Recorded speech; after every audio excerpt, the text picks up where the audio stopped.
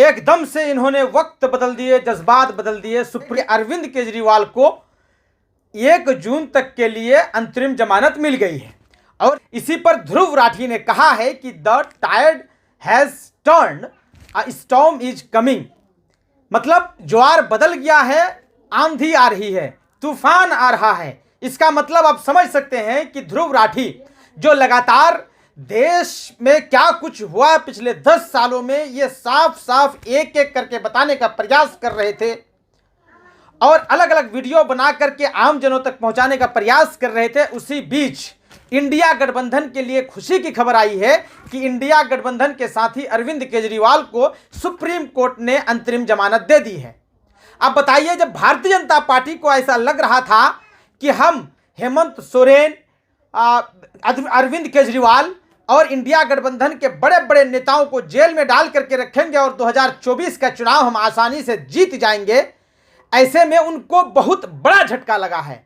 मतलब इस तरह की तूफान आ रही है जिससे आप अंदाजा नहीं लगा सकते हैं। ना सिर्फ दिल्ली, ना सिर्फ पंजाब, बल्कि गुजरात, बिहार, उत्तर प्रदेश, पूरा हिंदुस्तान में अरविंद केजरीवाल का डंका बजने वाला है। अरविंद केजरीवाल लगातार इंडिया गठबंधन के लोगों के संपर्क में थे, चाहे उनको लेटर के माध्यम से वार्तालाप करना हो या फिर कभी कभार मिल के। लेकिन अरविंद केजरीवाल को बहुत बड़ी राहत मिली है कि 1 जून तक के लिए, यानी चुनाव के अंतिम चरण तक के लिए उनको जो है अंतरिम जमानत मिली है। और ऐसे अंतरिम जमानत मिली है तो ऐसे में वे दहाड़ेंगे, और जब वे दहाड़ेंगे तो भले ही मेन स्ट्रीम मीडिया दिखाए या ना दिखाए, लेकिन सोशल मीडिया पूरे हिंदुस्तान में दिखाने का प्रयास करेगा कि अरविंद केजरीवाल के साथ कितना बड़ा जुल्म हुआ, हेमंत सोरेन के साथ कितना बड़ा जुल्म हुआ कि ऐन वक्त पर जब चुनाव का समय आया तो इन लोगों को जेल में डालने का काम कर रही है बीजेपी। जेल में डाल दिया गया बीजेपी के द्वारा। ऐसे में सुप्रीम कोर्ट ने बड़ी राहत दी है। सुप्रीम कोर्ट ने पूरा प्लान, गेम प्लान को ही बदल दिया है।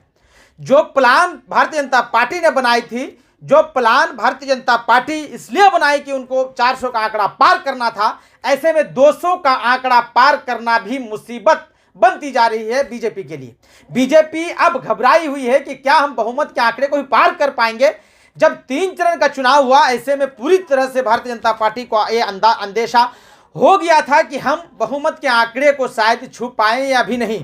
लेकिन जब अंतरिम जमानत मिल गई है अरविंद केजरीवाल को, तो ऐसे में अब भारतीय जनता पार्टी की सरकार बनना बहुत मुश्किल होगा। इसलिए कि आम जनों तक ये बात पहुंचेगी कि अरविंद केजरीवाल के साथ और भी इंडिया गठबंधन के नेताओं के साथ भारतीय जनता पार्टी ने क्या कुछ किया। ईडी के नाम पर, इलेक्शन कमीशन के नाम पर, सीबीआई के नाम पर क्या कुछ किया, ये सारी चीजें जो है साफ तौर पर आम की जनता समझ जाएगी। अभी भी बहुत सारे सीटों का चुनाव होना बाकी है। ऐसे में एकदम बहुत कुछ इम्पैक्ट पड़ने वाला है, बहुत प्रभाव पड़ने वाला है अरविंद केजरीवाल की जमानत पर। आप क्या सोचते हैं? क्या ध्रुव राठी ने जो कहा कि ज्वार बदल गया है और अब सुनामी आने वाली है, आंधी आने वाली है, तूफान आने वाला है, तो क्या सही में 2024 में अरविंद केजरीवाल के बाहर निकलने से, अरविंद केजरीवाल के जमानत पर बाहर निकलने से बिल्कुल सब कुछ बदल जाएगा? क्या सरकार भी बदल जाएगी? आप इस पर क्या सोचते हैं? आप कमेंट करके हमें जरूर बताइए।